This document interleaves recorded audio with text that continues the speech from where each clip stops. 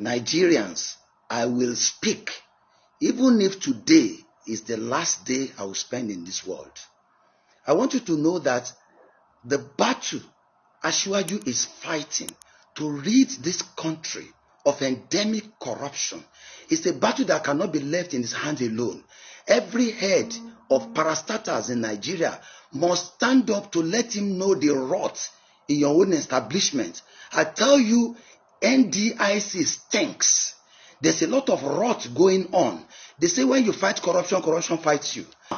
This is the purported new act of the NDIC.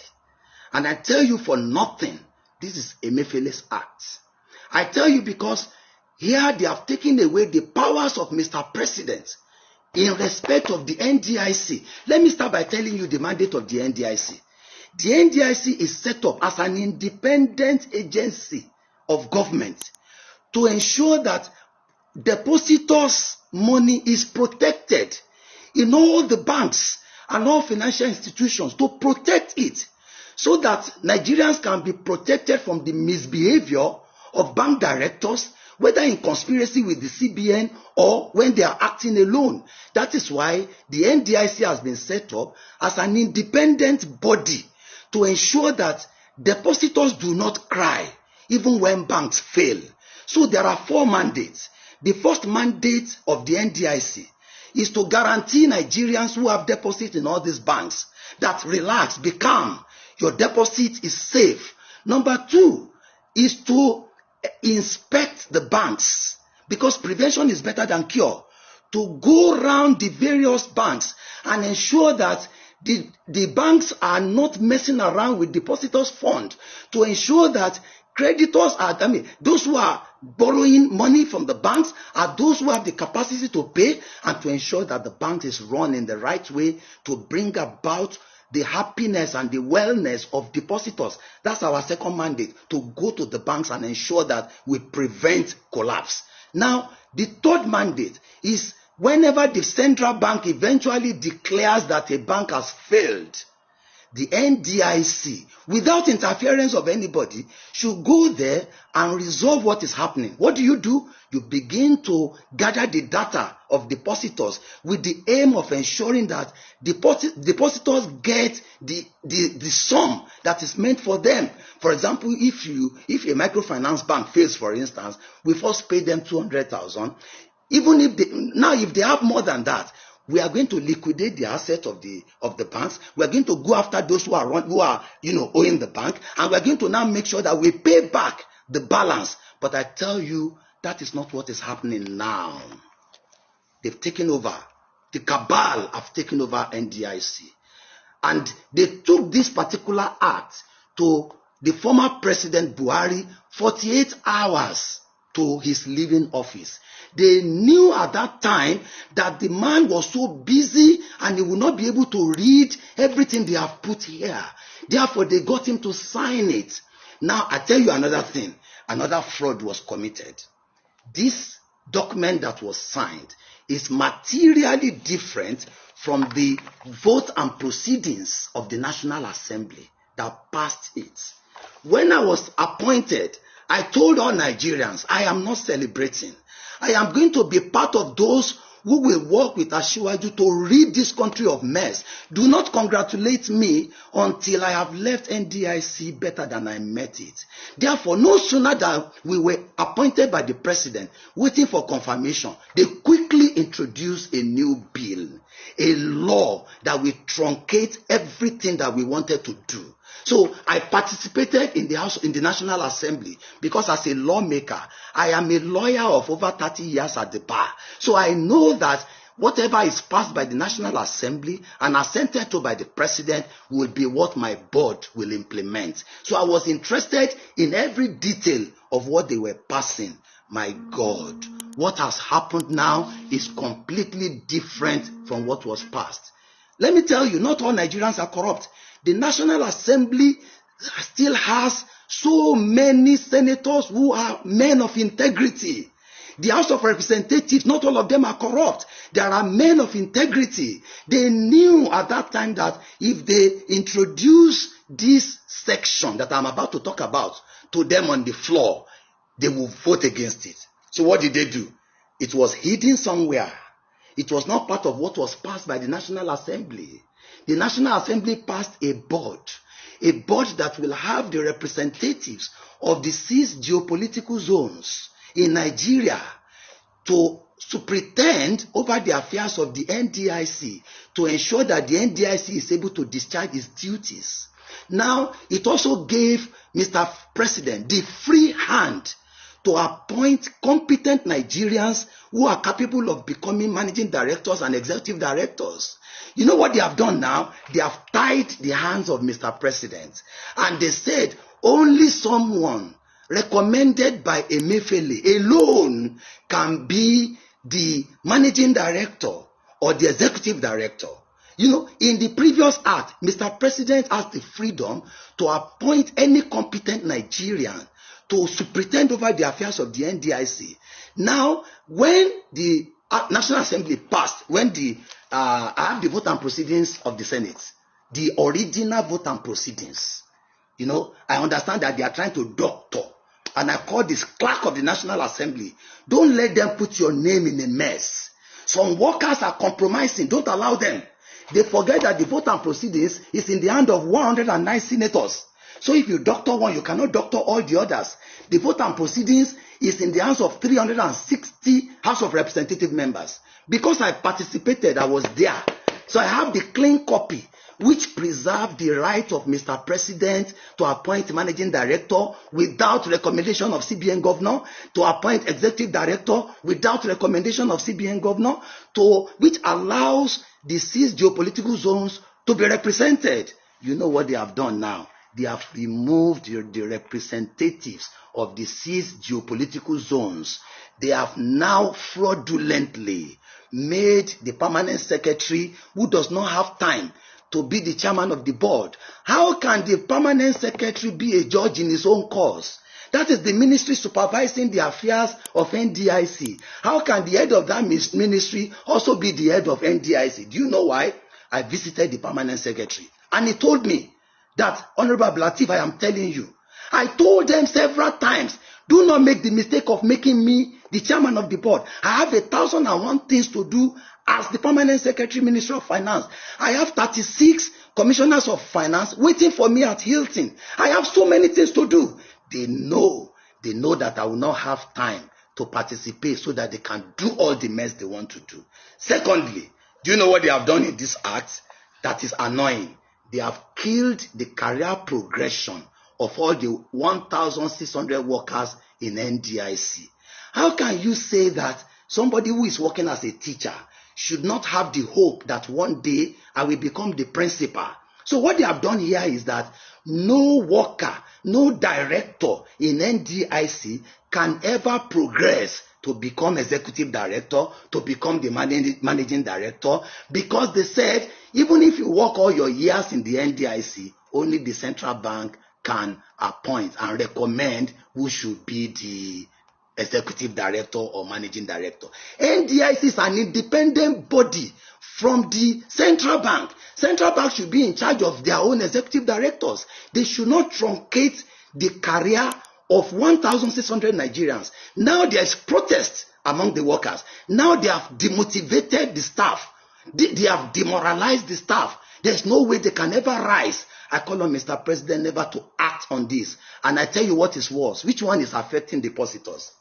The one that is affecting depositors is that NDIC will no longer be able to make depositors smile.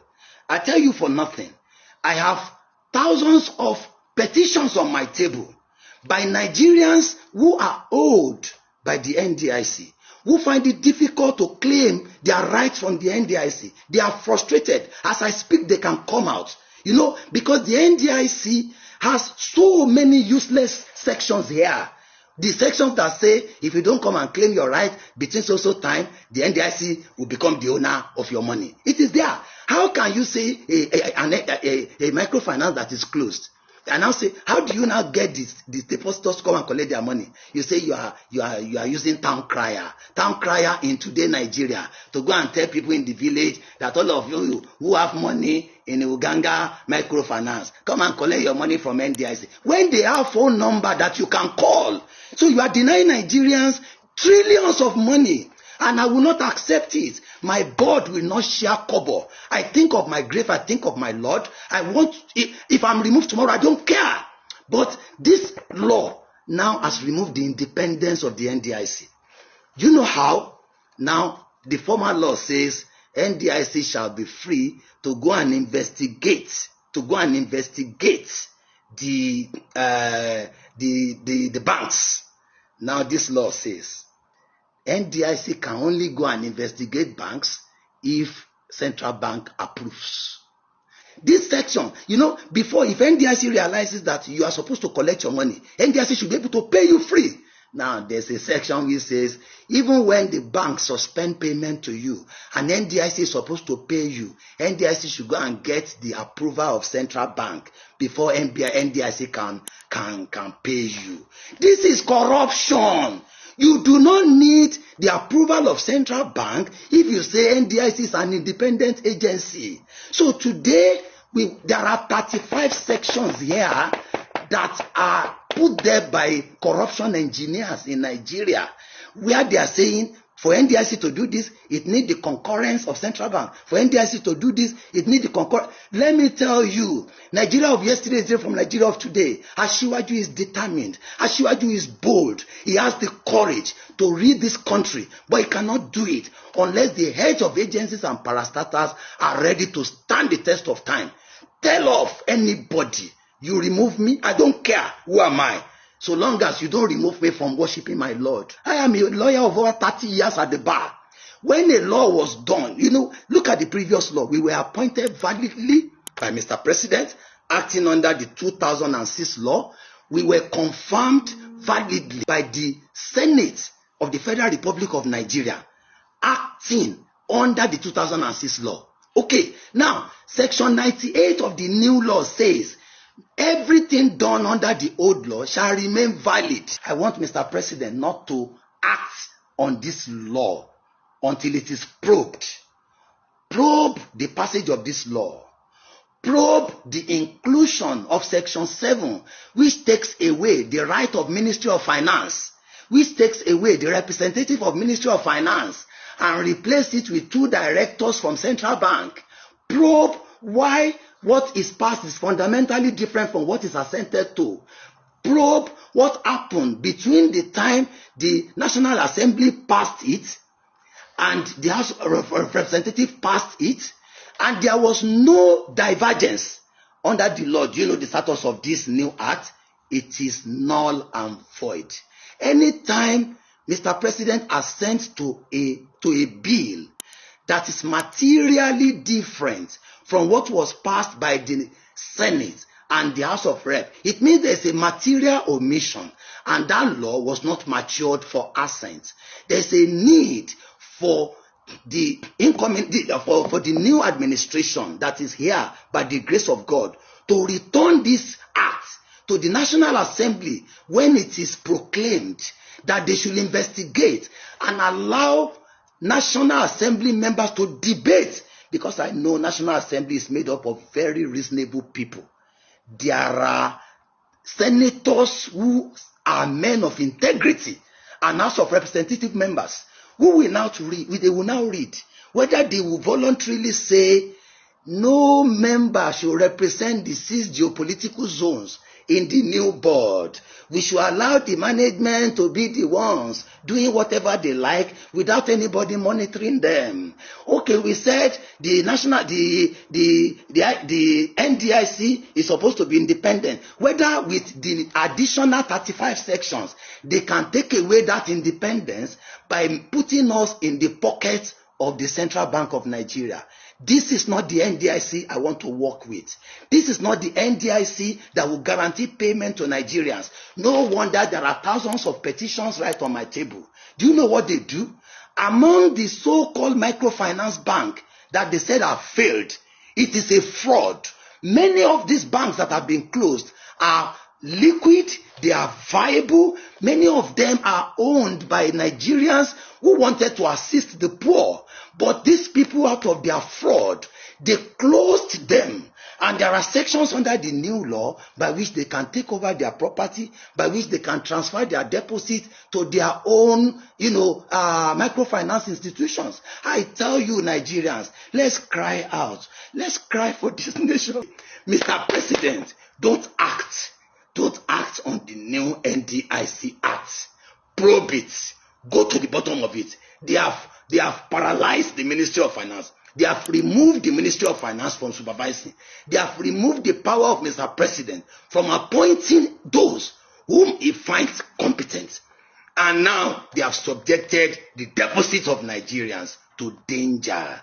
So you will find it difficult. That is why many banks that have closed several years ago, you cannot collect your money because they have very, very useless sections of the law which is tying the hands of Nigerians from reaping the fruits. May Allah bless you. I don't bloody care about their office. I am still the NDIC chairman. I have resumed. I have been inaugurated.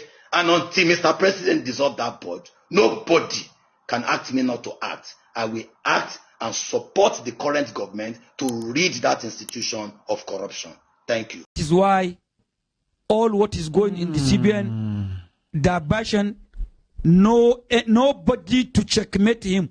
He is not answerable to the minister because the Bofire 2020 Act, he went and I surprised as a National Assembly member, we didn't know the time they passed this act. Oh, you are not even aware? We are not, members are not aware when they pass this Bofire 2020 because we can see some clauses where he even give himself immunity. The central bank governor. Prosecution in the Bofire 2020. And he give himself power that nobody will supervise him. He's constitutionally the Minister of Finance is supposed to supervise him. He changed it in that act. He supervised himself. And you, the members, are not even aware when they... When we are not aware when they pass, because when they are trying to pass this type of bills to consider it, they normally came with it late evening when members went out. You can see only 20 people, 30 people remaining in the floor. They can, yes, they can pass it in 30 minutes. Close one, close two, carry, gagam, finish.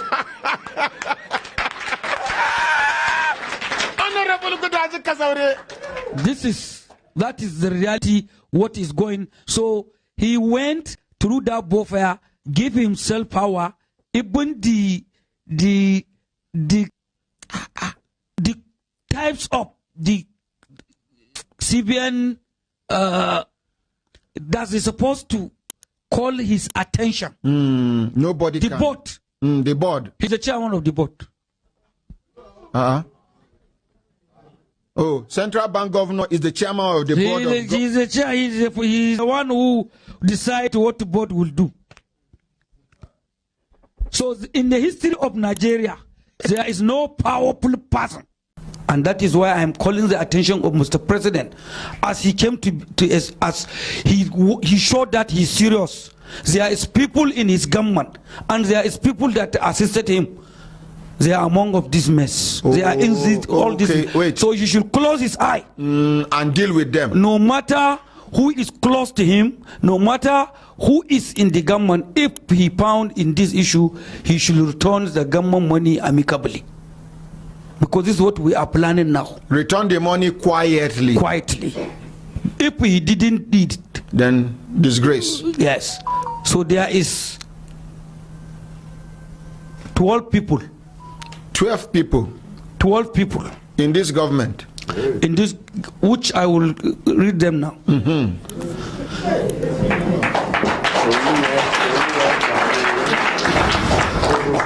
The first person, if we want to bring back the economic of this country, and we are serious, we have to arrest and investigate central bank governor, which is now under investigation. One. Secondly, the EFCC chairman. Two. And when we are investigating the EFCC chairman, we have to invite the former chairman, Magu, to brought some things that he left in the office to explain. Thirdly, number three, the GMD of the NNPC. The GMD of the NNPC. Number four, the former Minister of Justice, Malemi. Number five, the Sabi Utunde, who is the personal private secretary to the former President Buhari. The one where they sell recharge card before. That guy, that boy.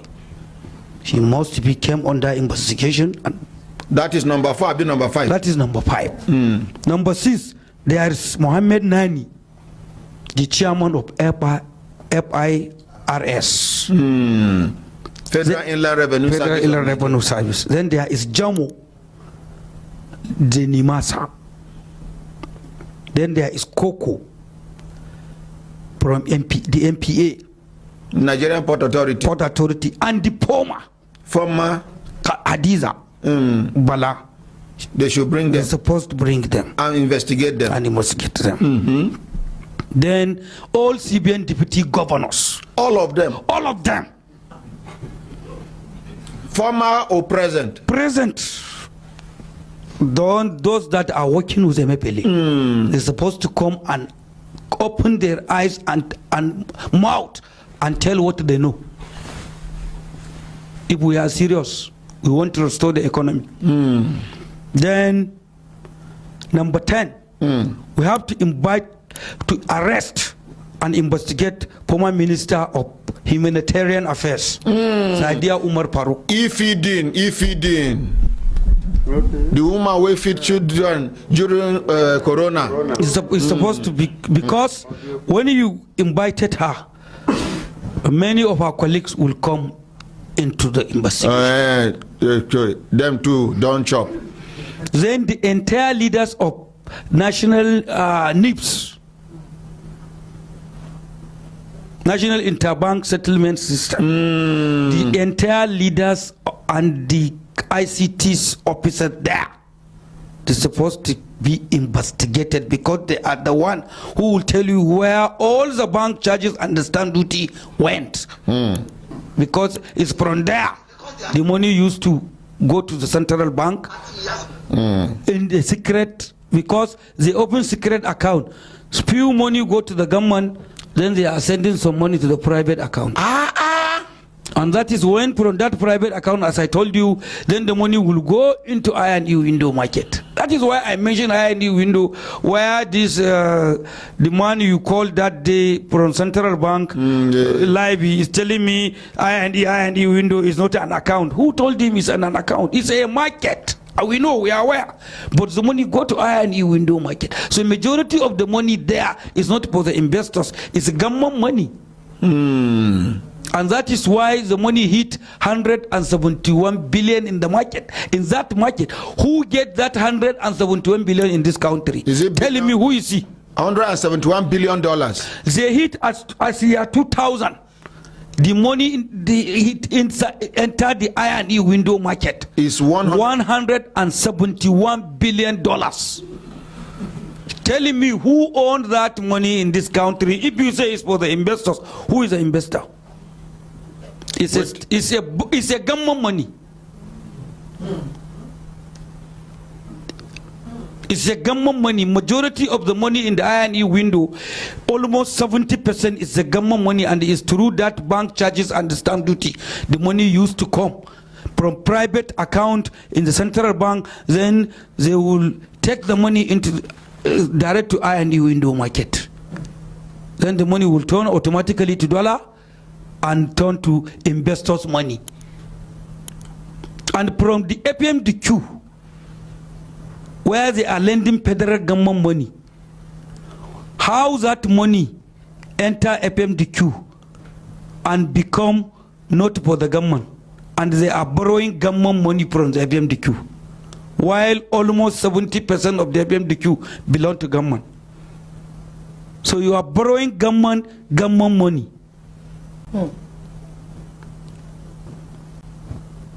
So if we want to bring back this money, it's easy. It's very easy. How? Yes. How easy, sir? First of all, let Mr. President bring back my committee. Secondly, let him allow me to work with only the DGSS because he's an uncompromised person and he is ready to help this country. No matter what you offer him, they offer him billions. This DGSS? This, but he refused to even listen to them. Without the DG, by now in this country we are on war. Are you serious? I'm telling you. Because even the swearing in of the Aswaju that happened on the 29th May will not happen. Something will happen different. It's a DG. So now, there is issue. How would they recover this money where they don't thief? The only way to do it is, first of all, when our committee is set, then the DSS will allocate 2 to 3 underground cells for us. 2 to 3 underground cells? For the committee. The darkness one. Oh, the dark one? The dark one. Hold on.